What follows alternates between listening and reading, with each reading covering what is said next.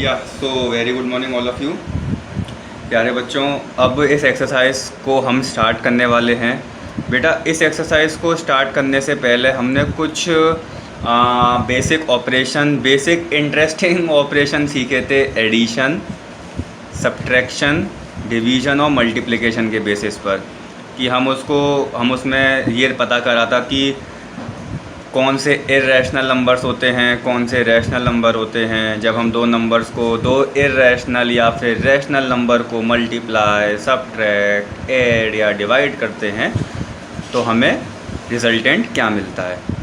ठीक है, इस एक्सरसाइज को जो डायरेक्ट करने वाले हैं उसको डायरेक्ट ना करके पहले कॉन्सेप्चुअल वीडियो को अच्छे से बेटा देखें आप, तब आपको इसमें सब कुछ समझ में आएगा कि मैं क्या बताना चाह रहा हूँ। ठीक है बेटे, तो स्टार्ट करते हैं। क्वेश्चन नंबर 1 कह रहा है classify the following numbers as rational और इर्रेशनल।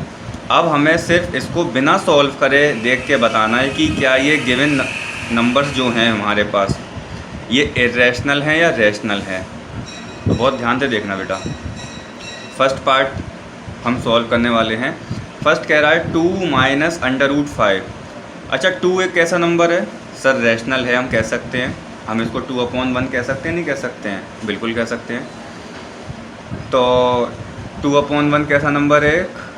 एक रैशनल नंबर है और √5 एक इर्रेशनल नंबर है। और अगर ये एक इर्रेशनल नंबर है तो ना ही ये टर्मिनेट हो रहा होगा और ना ही ये रिपीट हो रहा होगा। तो बेटा अगर मान लो कुछ भी वैल्यू आए √5 की, सपोज़ कुछ भी आए, जब मैं उसको 2 में से माइनस करूँगा तो मुझे रिज़ल्टेंट भी इर्रेशनली मिलेगा, है ना। तो इसका आंसर क्या हो गया? एक इर्रेशनल नंबर। समझ में आई बात? हमें इसमें कोई ज़्यादा सॉल्व नहीं करना कि हमें √23 का पर्टिकुलर वैल्यू निकालना है, √5 की वैल्यू निकालनी है, √2 का वैल्यू निकालना है, √7 की वैल्यू निकालनी है। नहीं, हमें सिर्फ अपने जो हमने प्रीवियस वीडियो में अपने कॉन्सेप्ट को स्ट्रॉन्ग करा था ना, उसके बेसिस पर हमें ये बताना है कि ये रैशनल है या इर्रेशनल नंबर्स हैं। ठीक है।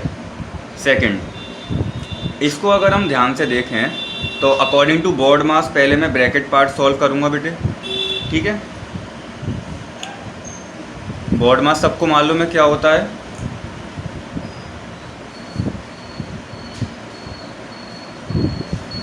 क्लास 6 से हम पढ़ते हुए आ रहे हैं। बोर्ड मास ब्रैकेट ऑफ का मतलब होता है multiplication, division, multiplication, addition and subtraction. तो कहीं भी अगर बोर्ड मास का कोई सिस्टम हमें दिख रहा हो तो हम सबसे पहले बी को सॉल्व करते हैं। बी मीन्स ब्रैकेट पार्ट को। ठीक है, ठीक है।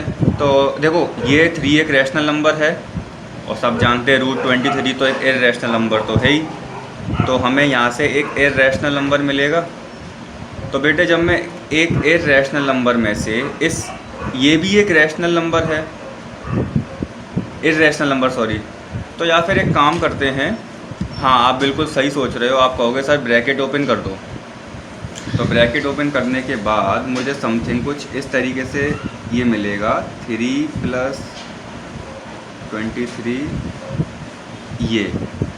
हाँ, अब आप कहोगे सर देखो ये प्लस का 23 है, ये माइनस का 23 है, मतलब अंडर रूट के अंदर जो वैल्यू है वो भी दोनों की कैसी है? सेम है, तो कट जाएगी। तो बचा क्या मेरे पास? सिर्फ 3। तो सर 3 तो एक रैशनल नंबर है ना। तो 3 कैसा नंबर? एक रैशनल नंबर है। तो ये गिवन नंबर मेरे लिए क्या हो गया? एक रैशनल नंबर हो गया। सबको क्लियर है कॉन्सेप्ट? थर्ड, 2√7 / 7√7, ये तो बहुत आसान वाला हो गया। अब आप कहोगे सर मैं 2√7 को ऐसे लिख सकता हूँ 2 × √7, है ना। कैसे लिख सकता हूँ मैं इसको ऐसे लिख सकता हूँ 2 × √7, है ना। और 7√7 को भी मैं 7 × √7 लिख सकता हूँ। तो आप कहोगे सर √7 से √7 तो कट हो जाएगा, बचेगा क्या? 2/7, जो कि एक रैशनल नंबर है, P/Q फॉर्म में है, एक रैशनल नंबर है ना। यहाँ तक क्लियर है सबको? हम जितने भी ये क्वेश्चन कर रहे हैं ना, हवा में नहीं कर रहे हैं बेटे। हमने पहले अपने कॉन्सेप्ट को स्ट्रॉन्ग करा, उसके बाद हम इस पे आए हैं, है ना। अब 1/√2 इसको भी देखते हैं। देखो ये डिवीज़न वाला कंसेप्ट आ गया। 1 क्या है, एक रैशनल, और √2 एक इर्रेशनल नंबर है। देखो अगर ये एक इर्रेशनल है तो ये ना ही टर्मिनेट होगा और ना ही रिपीट होगा, है ना प्यारे बच्चों। तो जब हम 1 को डिवाइड करेंगे इस नंबर से जो कि ना टर्मिनेट हो रहा है और ना ही रिपीट हो रहा है, तो मुझे रिजल्टेंट भी बेटा वही मिलने वाला है जो ना ही टर्मिनेट हो रहा होगा और ना ही रिपीट हो रहा होगा। तो मेरे लिए ये क्या हो गया, एक इर्रेशनल नंबर। कैसा नंबर हो गया, एक इर्रेशनल नंबर। कोई दिक्कत वाली बात नहीं है।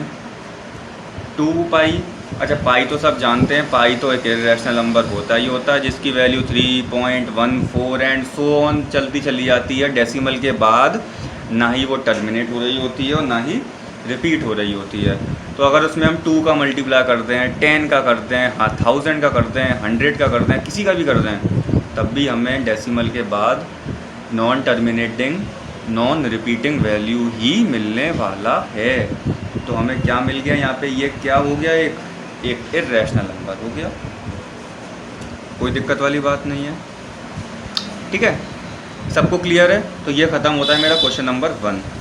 अब आता है क्वेश्चन नंबर 2। इसमें भी हम एक प्रॉपर्टी बहुत अच्छी सीखेंगे, बहुत अच्छी सीखेंगे, ठीक है। अच्छा इसमें मैं सारे क्वेश्चन सॉल्व नहीं करवाऊँगा, हम एक कॉमन कॉन्सेप्ट को सीखेंगे और उसके बेसिस पर हम सारे क्वेश्चंस को सॉल्व करेंगे, ठीक है। बस एक कॉमन क्वेश्चन समझाऊंगा मैं और उसी के बेसिस पर सारे क्वेश्चन सॉल्व हो जाएंगे, सारे जैसे भी हैं। ये तो नॉर्मल हम जैसे हमने क्लास 8 में मल्टीप्लिकेशन करे थे वैसे ही हैं, लेकिन अब यहाँ पे रूट लग गया है तो रूट को सर कैसे सॉल्व करेंगे वो सीखेंगे, ठीक है। तो बेटा एक्सरसाइज 1.5 के क्वेश्चन नंबर 2 का फर्स्ट पार्ट मेरे पास ये दे रखा है। अच्छा इसको करने से पहले हम एक चीज़ को डिस्कस कर लें। जैसे हमने क्लास 8th में 7th में एक डिस्ट्रीब्यूटिव लॉ पढ़ा था बेटा, वो क्या सर, जैसे a × b + c पढ़ा था। तो हम इसको कैसे मल्टीप्लाई करते थे, a × b exactly sir plus a × c ऐसे करते थे हम, है ना। एक हमने चीज़ और पढ़ी थी क्लास 8th में कि एक तो ये चीज़ हो गई, एक हमने पढ़ा था जैसे a + b और c + d है, तो हम मल्टीप्लाई कैसे करते थे इसका। बिल्कुल आप सही सोच रहे हो कि सर पहले हम a × c करते, फिर a × d करते, जैसा साइन है वही साइन लगाते थे हम, a × d, फिर प्लस का b × प्लस का c, तो प्लस का b × c और प्लस का b × d।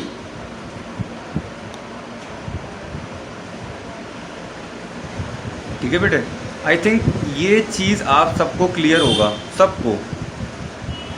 एक एग्ज़ाम्पल और देख लेते हैं। जैसे a - b और c - d है, मैंने साइन चेंज कर दिए हैं बस, तब भी मल्टीप्लाई वैसे ही होगा, a × c पहले, फिर माइनस a × d, है ना, फिर माइनस b × प्लस c, क्योंकि c यहाँ पे प्लस का है, c हम नंबर से पहले वाला साइन इंक्लूड करते हैं ना, तभी तो पता चलता है कि हमें वो नंबर नेगेटिव है या पॉजिटिव है। तो माइनस का b × c और देखो minus b × -d plus minus × minus plus होता है, तो प्लस का b × d। इसी तरीके से हमने कुछ 8th क्लास में काफ़ी क्वेश्चंस को सॉल्व करा है बेटे। तो कुछ नहीं करना, हमें वही कॉन्सेप्ट यहाँ यूज़ करना है, कोई ऐसी हाया तौबा नहीं है। अब आप कहोगे सर बस हमें इतना ही करना है और क्या। देखो कैसे, देखो सबसे पहले मैंने 3 का 2 में मल्टीप्लाई करना है, ठीक है, पहला स्टेप। फिर 3 का मुझे प्लस √2 में करना है, तो 3 × √2 प्लस लगा दिया मैंने, फिर प्लस √3 × 2, फिर प्लस √3 × √2। अब आप कहोगे सर ऐसा तो हमने कुछ कॉन्सेप्चुअल वीडियो में देखा हुआ सा लग रहा है कि इनका हमें मल्टीप्लाई कैसे करना है ना, और इनका मल्टीप्लाई कैसे करना है। बिल्कुल आप सही सोच रहे हो। देखो 3 × 2 = 6 अच्छा, क्लास 7th और 8th में हमने ये सीखा था लाइक टर्म्स और अनलाइक टर्म्स एल्जेब्रिक एक्सप्रेशन में। तो लाइक टर्म्स हमेशा ऐड होते हैं और अनलाइक टर्म्स ऐड नहीं होते हैं। ये बात सबको क्लियर है? ठीक है। 3√2 प्लस ये हो जाएगा √3 इंटू 2, तो 2√3 है ना, प्लस का। अब बताना ये कैसे मल्टीप्लाई होगा। हाँ, हम इसको साइड में करेंगे। तो ये √3 ब्रैकेट मतलब एक रेडिकल साइन के अंदर दोनों नंबर्स का क्या करेंगे हम, मल्टीप्लाई। तो ये हो जाएगा 3 इंटू 6 एग्जैक्टली। अब मुझे बताओ क्या इसमें कोई सेम टर्म दिख रहा है? यहाँ पे 3√2 है और यहाँ पे 2√3 है। तो रूट के अंदर का वैल्यू तो अलग अलग है, तो ऐड तो होने से रही है ना। तो यही हो गया मेरा रिक्वायर्ड आंसर। सबको क्लियर है बात? अब आप कहोगे सर एक आध क्वेश्चन और सॉल्व करवा दीजिए। चलो सेकंड भी देखते हैं। अच्छा, सेकंड के लिए हमने एक आइडेंटिटी पढ़ी है।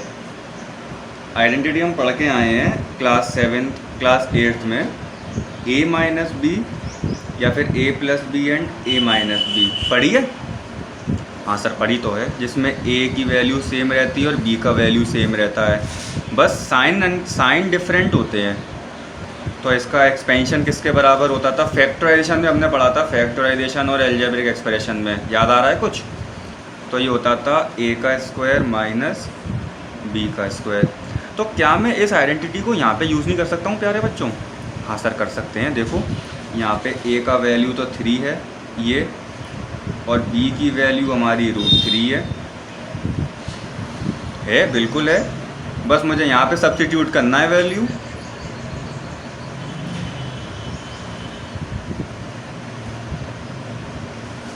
है ना। तो देखो 3 का स्क्वायर तो कितना हो गया, 9। अच्छा, √3 का स्क्वायर का क्या मतलब है? आप कहोगे सर हम √3 को 2 बार मल्टीप्लाई करने वाले हैं ऐसे, ये तो मतलब होता है इसका स्क्वायर का। तो √3 इंटू √3 एग्जैक्टली 3। तो हमें क्या मिल गया रिजल्टेंट आंसर? 6। अब कोई बच्चे कहेंगे कि सर क्या हम इसको इस तरीके से कर सकते हैं? तो आंसर है आप कर सकते हो, कोई घबराने वाली बात नहीं है। लेकिन हम अपना टाइम क्यों वेस्ट करें बेटा, जब हमें आइडेंटिटी अच्छे से मालूम है, हम देख रहे हैं कि आइडेंटिटी लग सकती है, तो आइडेंटिटी लगाओ। आइडेंटिटी से हमारा टाइम बचता है और हम सॉल्यूशन जल्दी करते हैं। अच्छा, इसी का एक सगा भाई है। सगा भाई जो है वो इसका 4th पार्ट है, √5 माइनस √2 और √5 प्लस √2। तो a माइनस बी और a प्लस बी, a की जगह √5 है, वैल्यू सेम है दोनों की, और b की जगह √2 है। कोई दिक्कत वाली बात नहीं है, इसमें हम आइडेंटिटी लगा के सॉल्व कर देंगे। ये चीज़ क्लियर है सबको? इसको करना सब लोग। थर्ड पार्ट में आप कहोगे सर ये तो a प्लस बी का होल स्क्वायर बन रहा है। चलो इसको करते हैं, ठीक है। ये हो रहा है, ये पैटर्न क्या इसको फॉलो कर रहा है? तो आंसर है यस, करता है। ये a प्लस बी का होल स्क्वायर बना रहा है। तो देखो ध्यान से, यहाँ पे a का वैल्यू क्या है? बिल्कुल √5, और b की वैल्यू क्या है बेटे? करेक्ट, √2। ठीक है। तो मैं सारी वैल्यू को यहाँ सब्स्टिट्यूट करने वाला हूँ और कुछ भी नहीं, ठीक है। अच्छा, √5 का स्क्वायर क्या होगा? जैसे √3 का स्क्वायर हमने लिखा था ऐसे, तो √5 इंटू √5 आप मन में करोगे इसको, आप तो डायरेक्ट लिख दोगे 5, है ना। ऐसे ही 2 इंटू √5 इंटू √2 कैसे मल्टीप्लाई करोगे इसका? रेडिकल साइन के अंदर 5 इंटू 2, कॉन्सेप्चुअल वीडियो में हमने सीखा था। तो जो हो जाएगा √10 हो जाएगा बेटे, प्लस का √2 का स्क्वायर 4। इतना हमें मन में करना अब आ जाना चाहिए। तो 5 प्लस 4 ये तो ऐड हो जाएंगे ना, 5 प्लस 4 9, और यहाँ पे बचा क्या? 2√10, बस ये ऐड होगा ही नहीं। यही मेरा आंसर होगा इसका, बिल्कुल सही है। ओह सॉरी, एक मिस्टेक हो गया बेटे। √2 का स्क्वायर जो होगा वो 2 होगा, ना कि 4। 2 होगा क्योंकि √2 इंटू √2 2 होगा। हाँ, तो ये 7 आएगा यहाँ पे। हाँ, एक मिस्टेक हो गया, ये मेरा आंसर होगा। ठीक है बेटा। क्वेश्चन नंबर 4 फोर्थ पार्ट जो है इसका वो इसी की तरह है, सिमिलर है। अच्छा, मुझे एक इसको आगे बढ़ने से पहले हम एक बात डिस्कस कर लेते हैं। सब जानते हैं लाइक टर्म्स को ऐड करना, जैसे x प्लस एक्स को मैं ऐड करना चाहूँ तो ऐड कर सकता हूँ? हाँ सर, कर सकते हैं, क्योंकि वेरिएबल सेम है और इनकी पावर भी कैसी है? सेम है। यहाँ पे x की पावर 1 है, यहाँ पे x की पावर 1 है, तो ये मैं क्या लिख सकता हूँ इसको? 2x है ना। फिर से अगर मैं कहीं आपसे कहूँ 2x प्लस एक्स, सर यहाँ भी देखो वेरिएबल सेम है, x की पावर सेम है, तो 2x प्लस एक्स, तो x के दो सेब और एक सेब, टोटल मिलके कितने सेब हो गए? 3 सेब, है ना। फिर से एक और, अगर 2x स्क्वायर प्लस एक्स है, अब बताओ ये ऐड होगा नहीं होगा? तो आंसर है सर ये ऐड नहीं होगा, क्योंकि वेरिएबल तो भले ही सेम है लेकिन पावर डिफरेंट है, यहाँ पे पावर 2 है, यहाँ पे पावर 1 है, तो ये ऐड नहीं होगा। हाँ, हम इसमें से कॉमन ले सकते हैं, जैसे यहाँ पे दोनों टर्म में से x कॉमन आ रहा है, तो यहाँ बचेगा मेरे पास 2x, यहाँ बचेगा प्लस 1, बस 1 बचेगा। वो कॉमन लेने का प्रोसेस भी हम पॉलिनोमियल में सीखेंगे और अच्छे से ना, लेकिन ये ऐड नहीं होंगे, ये ऐड होंगे और ये ऐड होंगे। अब आप कहोगे सर आप हमें बताना क्या चाह रहे हैं, तो देखो ध्यान से बताना ये चाह रहा हूँ। जैसे एक बात बताओ, अगर मैं √5 और √5 को ऐड करना चाहूँ तो हो सकते हैं? सोच के बताना बहुत। तो आंसर है हो सकते हैं, क्योंकि हाँ ये दोनों लाइक टर्म है बेटा। देखो √5 सीख लो ध्यान से, अंडर रूट के अंदर जो वैल्यू है और दूसरी अंडर रूट के अंदर जो वैल्यू है, अगर वो दोनों सेम है और अगर हम उसको ऐड कर रहे हैं तो आंसर तो आप कहोगे इरेशनल नंबर ही आएगा सर, लेकिन वो दोनों ऐड हो जाती हैं कैसे? देखो वैल्यू दोनों की सेम है, ठीक है।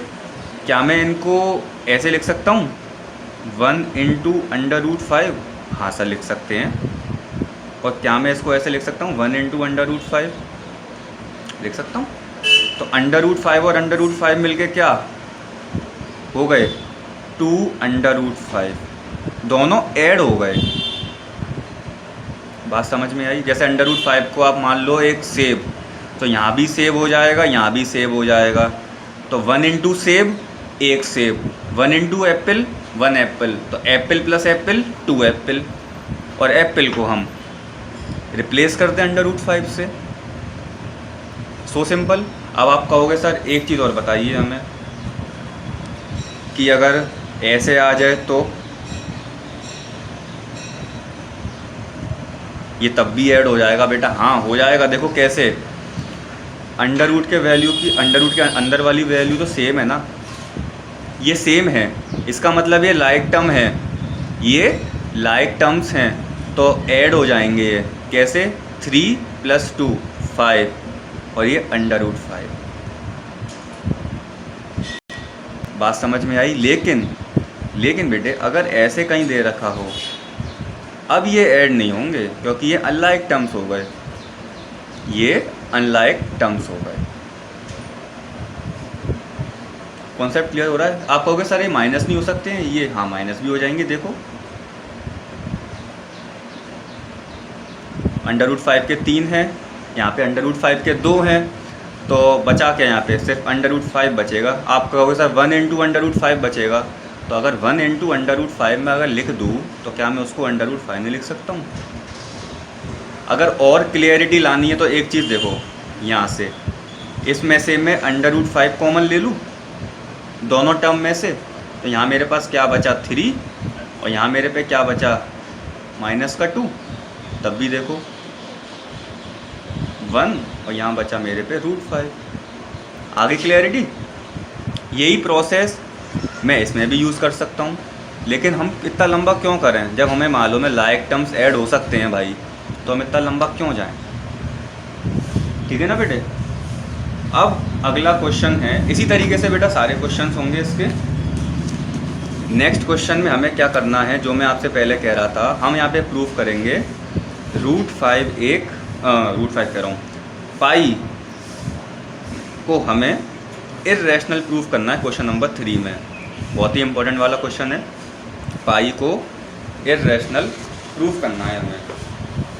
तो आइए देखते हैं कैसे करेंगे इसको।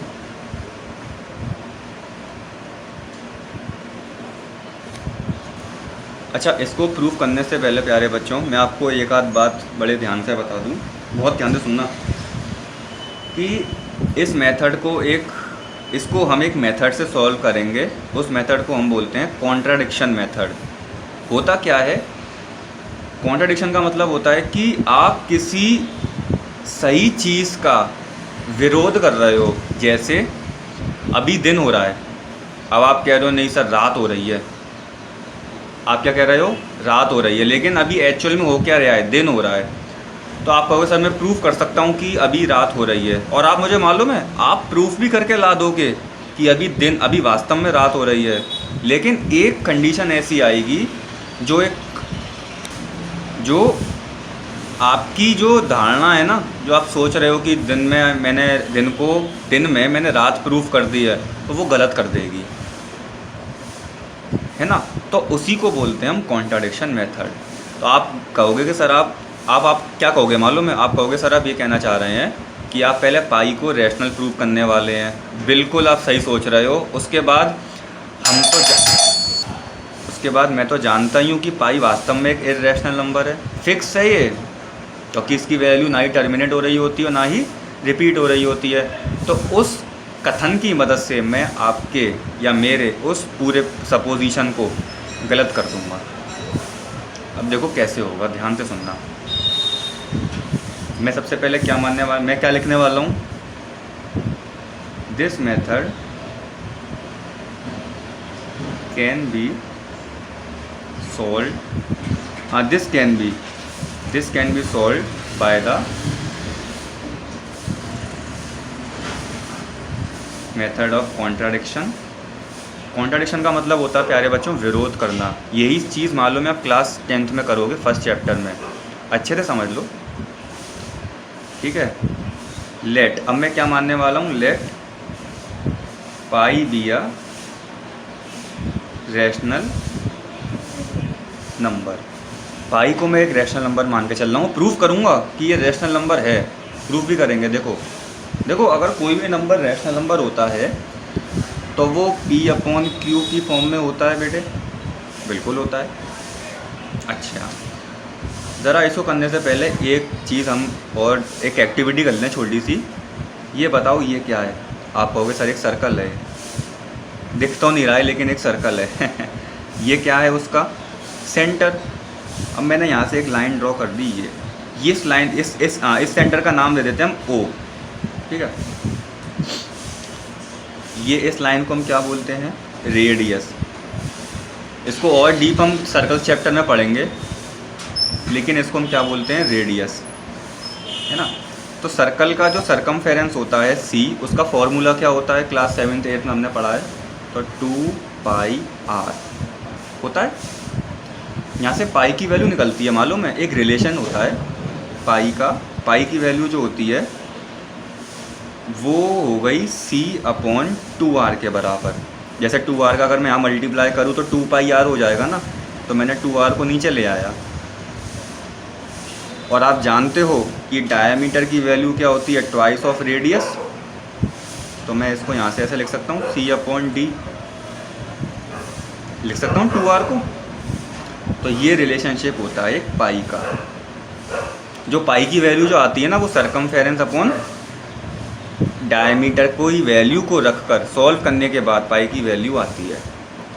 तो ये एक रिलेशनशिप होता है। और इसी रिलेशनशिप को, अच्छा ये C/D को क्या मैं एक रैशनल नंबर कह सकता हूँ, हाँ सर रैशनल कह सकते हो, क्योंकि P/Q की फॉर्म में कह सकते हैं। तो देखो, तो पाई को मैं क्या कह सकता हूँ, C/2r कह सकता हूँ। तो 2r हम जानते हैं क्या होता है, D डायमीटर। कंफ्यूज होने वाली बात नहीं है बेटे, एक एक चीज़ हमने सीखा है यहाँ पे, एक एक चीज़। तो ये तो P/Q की फॉर्म में है, हाँ बेटे, है ना। तो अगर पाई जो है, पाई का जो वैल्यू C/D है, जो रिलेशनशिप है पाई का, तो क्या ये एक P/Q की फॉर्म में नहीं है बेटा, तो आंसर है सर ये है। और अगर ये पी अपॉन क्यू की फॉर्म में है तो पाई कैसा नंबर हो गया, एक रैशनल नंबर हो गया, नहीं हो गया? तो वही मैंने माना था, वही मैंने प्रूफ कर दिया। लेकिन आप जानते हो कि पाई सच में इर्रेशनल नंबर होता है और रहेगा। तो हम लिखेंगे so it contradicts the fact that, वो उस तथ्य का विरोध करता है, मतलब उस सत्य का विरोध करता है। किस सत्य का? कि पाई एक इर्रेशनल नंबर है, that pi is a irrational number. तो हमारा जो सपोजिशन है, जितना भी हमने सपोज करा है, वो सब कैसा हो गया? गलत। तो सच क्या है फिर? Hence pi is a irrational number, है, था और रहेगा। क्लियर हुआ सबको प्रोसेस ये? अच्छा, मालूम है मज़ेदार वाली बात कि यही प्रोसेस हमें क्लास 10th में करना है। यहाँ पे हमने पाई करा है, वहाँ पे हमें √2, √5, √7 और अलग तरीके के नंबर्स को इर्रेशनल प्रूफ करना है। अब आप कहोगे सर इसी तरीके से, तो आंसर है यस, इसी तरीके से। तो अभी सीख लो अच्छे से, क्लास 10 में मज़ा आ जाएगा। ठीक है बेटा, तो आने वाले जो आगे के क्वेश्चंस हैं, अच्छा इसमें मैं एक वीडियो को और मर्ज करूँगा क्वेश्चन नंबर 4 की, जिसमें हमें रिप्रेजेंट करना है √9.3 नंबर लाइन पर। कैसे होगा उसको मैं मर्ज कर दूंगा इसके साथ, ठीक है? तो उसको भी ध्यान से समझना। फिर उसके बाद हम इसके नेक्स्ट पार्ट में रैशनलाइजेशन सीखेंगे, ठीक है बेटे? ओके, नाउ बेटा अब हम इस वीडियो में सीखेंगे कि √3.5 या फिर 3.5 के जैसे और भी 4.5, 2.5, 3.5 या 9.3, इस तरीके की वैल्यू को हम किसी नंबर लाइन पर किस तरीके से रिप्रेजेंट करते हैं। प्रीवियस वीडियो में हमने सीखा था जैसे √2 को रिप्रेजेंट करना, √3 को रिप्रेजेंट करना, √4, √5, √6 एंड सो ऑन, है ना? अब हम इसी का थोड़ा सा मॉडिफिकेशन सीखेंगे कि हम √3.5, 3.2 एंड सो ऑन ऐसी कैसे भी वैल्यू को हम एक नंबर लाइन पर कैसे रिप्रेजेंट कर सकते हैं। एक ही फिक्स स्टेप हैं इसके, ठीक है? कैसे होगा वो सीखते हैं। देखो बेटे, सबसे पहले हम क्या करेंगे, हम एक नंबर लाइन हम एक लाइन बनाएंगे कितने सेंटीमीटर की? 3.5 सेंटीमीटर की, ठीक है बेटा? क्या करा मैंने एक AB लाइन बनाई कितने सेंटीमीटर की प्यारे बच्चों? 3.5 सेंटीमीटर की। ये मेरा पहला स्टेप है,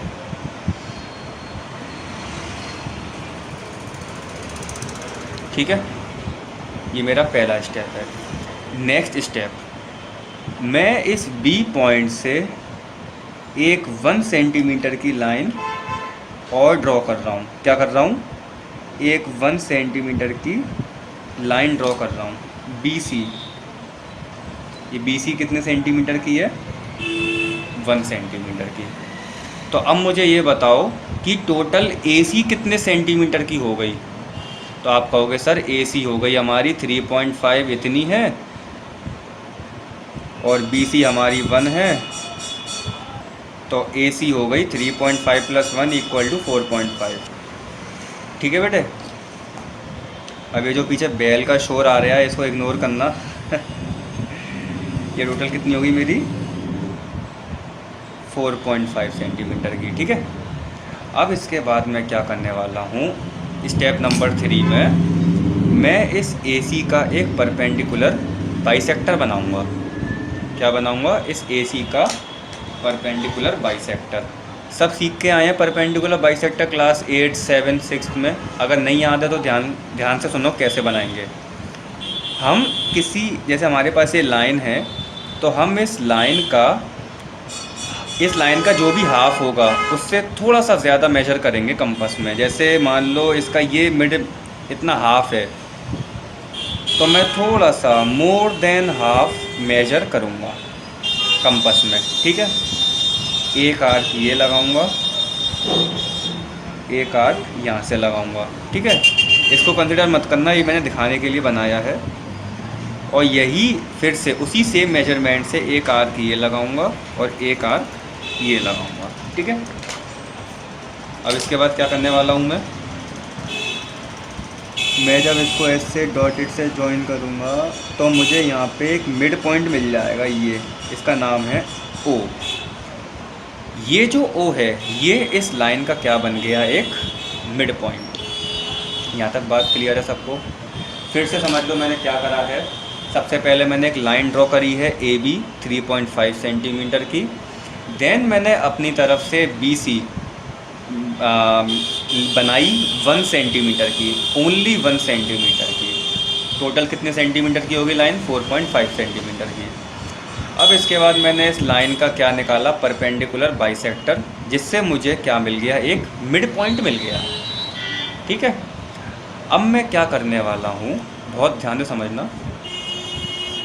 मैं यहाँ पे कंपास रखूँगा और इतनी ये कर लूँगा क्या, मेजर। या तो यहाँ से यहाँ तक मेजर कर लो या फिर यहाँ से ये मेजर कर लो। ठीक है, तो ये मेरे लिए क्या हो जाएगी, ये मेरे लिए एक हो गई रेडियस। और मैं यहाँ से मालूम है एक सेमी सर्कल बनाने वाला हूँ।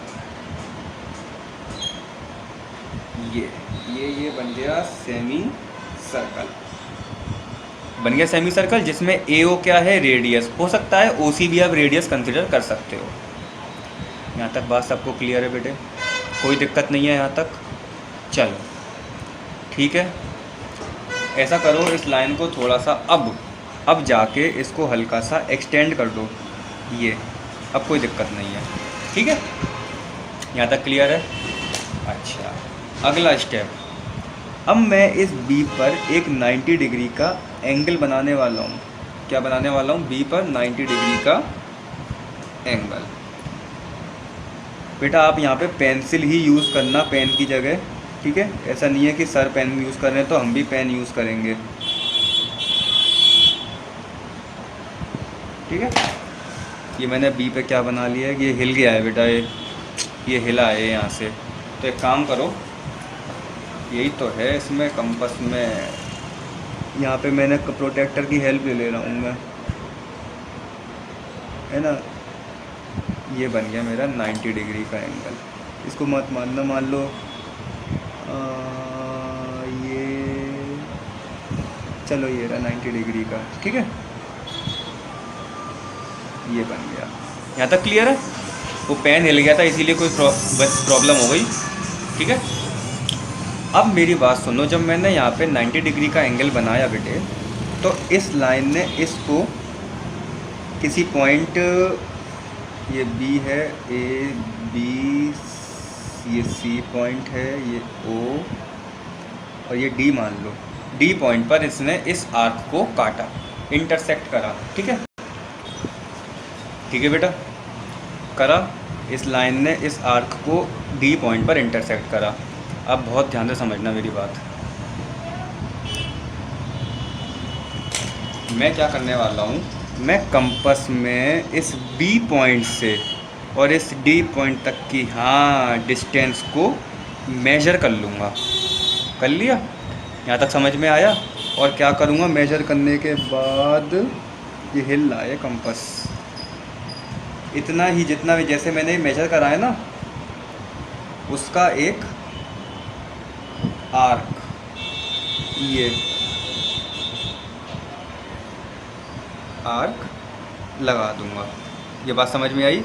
हमें हिडन आर्क लगाना है, मतलब बीच में गैप होना चाहिए थोड़ा थोड़ा। और जब ये आर्क इस लाइन पर कहीं पे भी मीट करेगा, इंटरसेक्ट करेगा, मान लो ये ई पॉइंट है, तो यही ई पॉइंट मुझे बताएगा √3.5 का वैल्यू बेटा।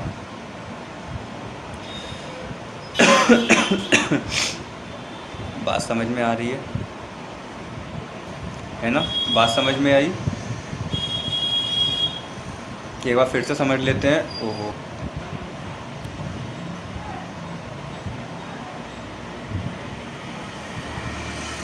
जल्दी से फिर से समझ लेते हैं एक बार। क्या हुआ है, हमने सबसे पहले एक लाइन बनाई 3.5 सेंटीमीटर की, ठीक है, ए बी।